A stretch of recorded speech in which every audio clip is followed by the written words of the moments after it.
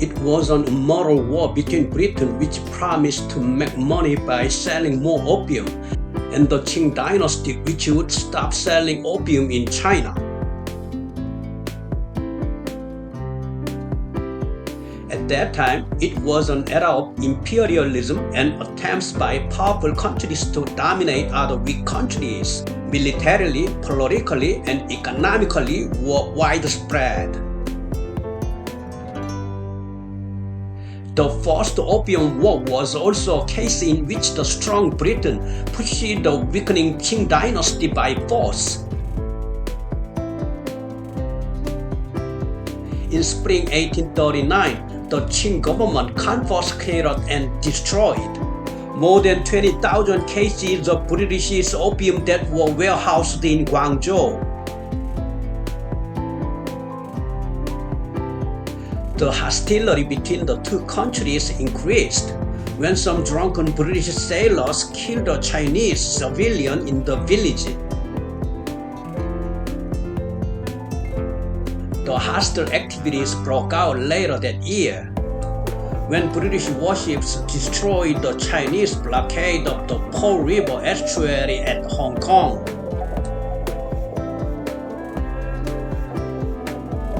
At that time, the Qing dynasty's warships were sailing ships powered by the wind, so their speed was quite slow. On the other hand, British battleships were equipped with steam engines and were very fast. So the difference in skills between the two countries was huge. It can be said that it was a battle between college students and elementary school boys. In addition, Britain's personal firearms such as guns and cannons were far more powerful and had a longer shooting range than China's weapons. So it was obviously a one-sided battle. The outcome of the war was a catastrophic defeat for the Qing dynasty, which forced the Qing dynasty to sign a humiliating unequal treaty and cede Hong Kong to the British colonists. What was the feeling in the Qing dynasty court at that time?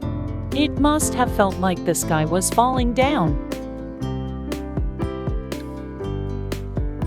When it became known to the world through the Opium War that the Qing dynasty was a paper tiger, China's land and resources became mouth-watering prey, like a chubby, fat pig for Western beasts.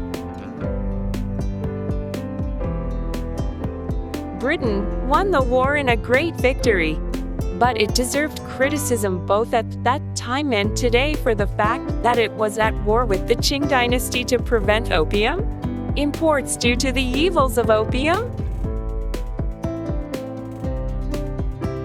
Parliamentary opposition also said, the victory is obvious, but they fear it will undermine Britain's morality and prestige. Therefore, the Opium War is regarded as the dirtiest and ugliest war ever in the history of human warfare.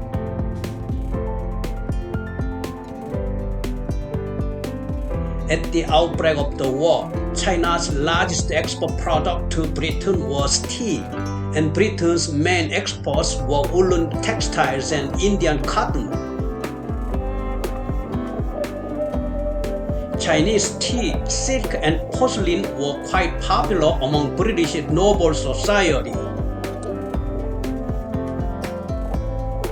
However, British woolen textiles were not popular in Chinese society due to the hot weather in the southern Chinese port area, so nobody liked the woolen textile and there was no consumption of it at all. Huge amounts of silver flowed into China, and Britain's trade imbalance was so great that it continued to run a trade deficit. Britain eventually ran out of silver to pay for its tea imports. As a result, Britain had an ill-minded plan to solve its trade deficit by exporting opium, a drug that destroyed the mind and body of the Chinese. Opium became a sensation among the lower classes of China, especially those who engaged in manual labor. As many Chinese workers, civil servants, and soldiers became addicted to opium, society became dysfunctional and increasingly paralyzed. In response, the Qing dynasty, realizing the seriousness of the situation, confiscated all opium and burned it all. The Qing dynasty cracked down on opium decisively and drove all drug dealers into Hong Kong. Britain, which had been deprived of opium, protested against the Qing dynasty's crackdown on opium and started the First Opium War under the pretext of extending trade ports.